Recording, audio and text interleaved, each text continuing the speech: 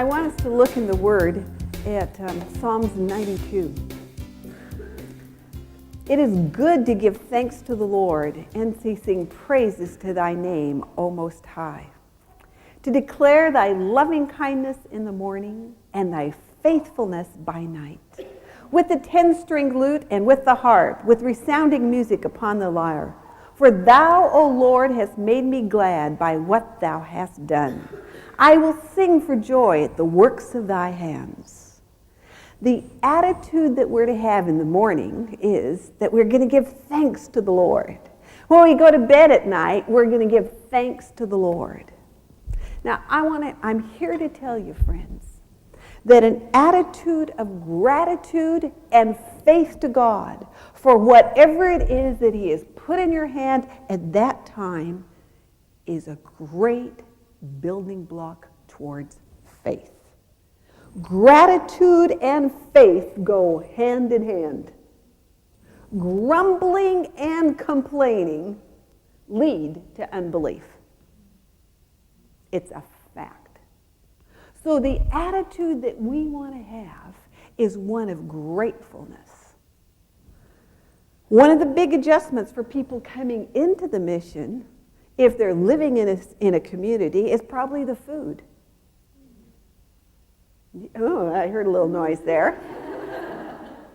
See, my kids had the advantage. I had the advantage with my kids. They'd never eaten anything else.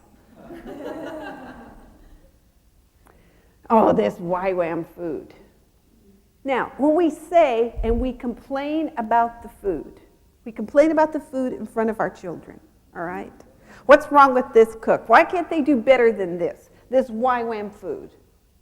Now, sometimes we had good cooks and sometimes we didn't have good cooks. Sometimes we had a lot of food and we sometimes didn't have a lot of food. We had a season in which we ate marlin fish in every conceivable way that you could ever imagine. I remember Thanksgiving was coming, and for Americans, we always eat turkey on Thanksgiving. Somebody said, oh, watch her, she'll have, a turkey-shaped marlin. We ate fish in every way. But the rule in our household was, friends, when we gave thanks to God for our food, we gave thanks, and we did not complain about the food. This is what God's given us to eat. We can believe God for special treats and ice creams and all that kind of thing, and we have, and he did. But the food that God's provided for us is the gift of God. Now, what's wrong with this cook? They burn the food, they don't prepare it well. Okay. Just so happens, friends, that person that's preparing the food right then is doing the best they can.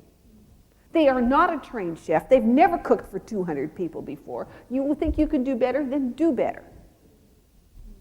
But when you complain to your children about the food, you are complaining about our friend, our fellow worker right down there at the kitchen. He has a name. She has a name. She's called of God, and she's doing the best that she can. And we act like these people are inanimate objects, and they're people made in the image of God with just as much call in their life as you have. You see, I feel strongly. And we grumble and we complain. And we talk about the YWAM vans. Always dirty, baby. Maybe not well taken care of. And we complain, why can't anybody ever clean this van? Do you ever think about you and the kids going out there and cleaning the van?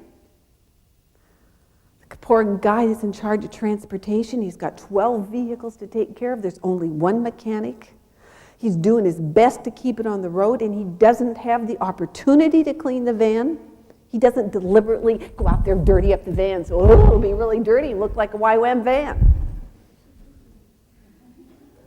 We act like people deliberately make things difficult for us. We are sometimes not very well organized. Part of the reason why we're not very well organized, and I have worked in the operational areas a lot, all right? And I'm fairly good at that kind of thing. I just get a department really going well. And the department leader comes to me and says, Dar, I got the heart for the refugees out in Thailand. And I said, go, brother. I don't know how we're going to do it without you. but go. That's what we're all about. That's what we're all about. We'll figure out how to pick up the slack. But I would not for a moment keep that person back. God's calling him to the other side of the world. Then get him out there. And I tell you, God has been very faithful to always keep new people coming in and new people coming in. But when you complain, and we don't do things perfectly, friends, but you are complaining about real people with real names, with a real call of God on their lives. And when you can see things can be done better than they are, figure out what you can do to be helpful. But don't sit at the table and run down your brothers and sisters and then wonder why the children don't have an appreciation for where we are and what we're doing. Now, I told you how I was raised. I was raised with a family that loved missions. I had an uncle that was a missionary to China. My first recollection, maybe I'm 3 or 4, of real prayer in our family. I'm sure it happened before, but it's what I remember, was praying for my Uncle Claire, who was in concentration camp. I grew up with such a love for the Chinese people because my Uncle Claire loved the Chinese people. I grew up with a love for missions because of all the missionaries that were in our house. I remember my record collection with Peter and the Wolf, my favorite records. And my mom sitting down and talking to me about a little girl my age who was the daughter of the missionaries that were there with us now, who was going back to Africa. And how would I feel about giving some of my records for them to take for her to have in Africa? And this great debate over Peter and the Wolf, my favorite. But I gave it. And it made an investment for me in the future, friends. I'm still giving my best to missions. The best that I've got. And the joy is mine. The joy is mine. Lauren, his family challenged him. There was a missionary there, and he had a paper route. And he gave his profits from that paper route, I think it was for about 6 months, to help buy a Jeep. Years later, he rode in that Jeep in Africa. The investment paid off. But there is an attitude and a spirit that respects people and respects the resources that people have brought in. And there is this thanksgiving that comes up into your heart that we can be a part of the whole. And sometimes we have a lot and sometimes we don't have very much. I remember one time in Hawaii, we went on what we called the manna menu. All we had to eat were lentils, fixed lots and lots of different ways. And we would go down and we would pray and we would eat these lentils. And of course we didn't all love the lentils, though we fixed them in lots of good ways. You could probably write the recipe book for lentils. But we didn't complain and our kids didn't complain because you didn't complain about what God provided. That's what we had right then. Now, see, your children pick up your attitude. Your children pick up your attitude. And when we want to believe God together, now I believe for our children, friends, that the walk of faith that they need to have is to enter into the joys of God's provision.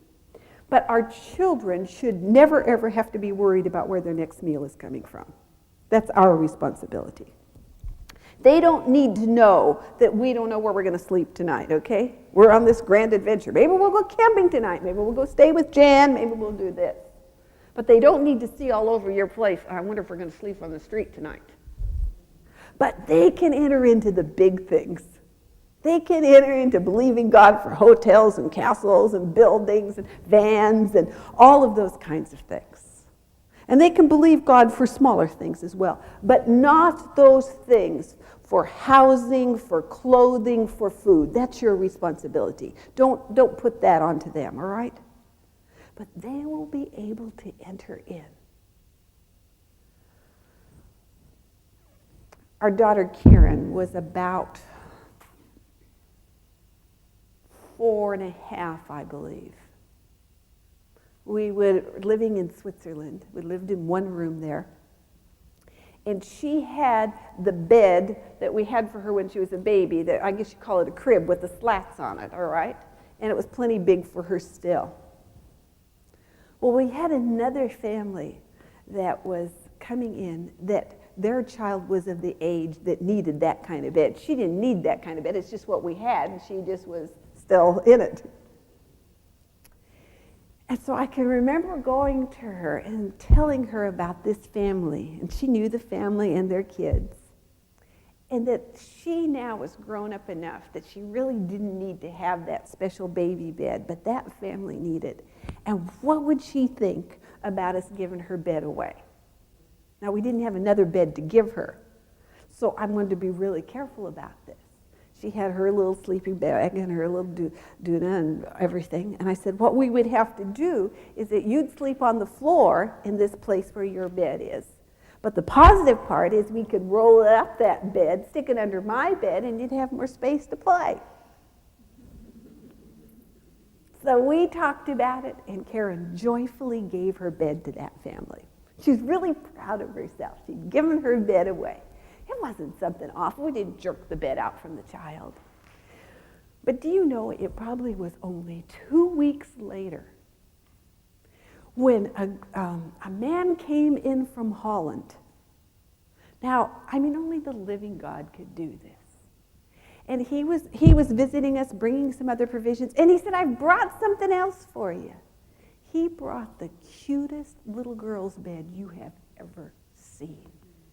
Little yellow curtains on it. I've never seen a bed cuter for a child than that one was. And everybody, when they saw the bed, they said, Karen, that bed's for you. That's the bed for you. And the man said, yes, that's the bed for her. You can't outgive God.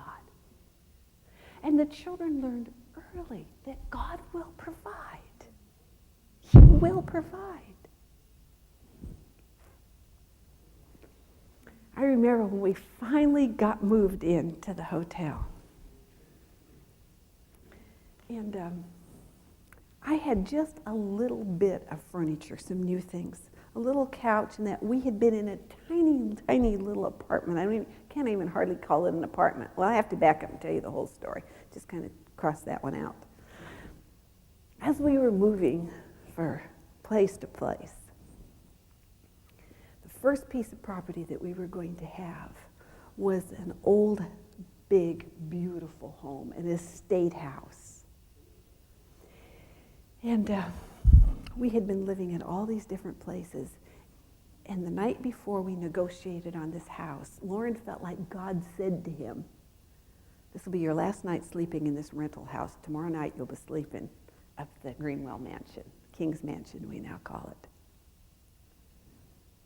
So the next day, I'm ironing a shirt at Lauren's. The kids come to the door, the wine waivers come, they got a truck. They said, Lauren said you're moving right now.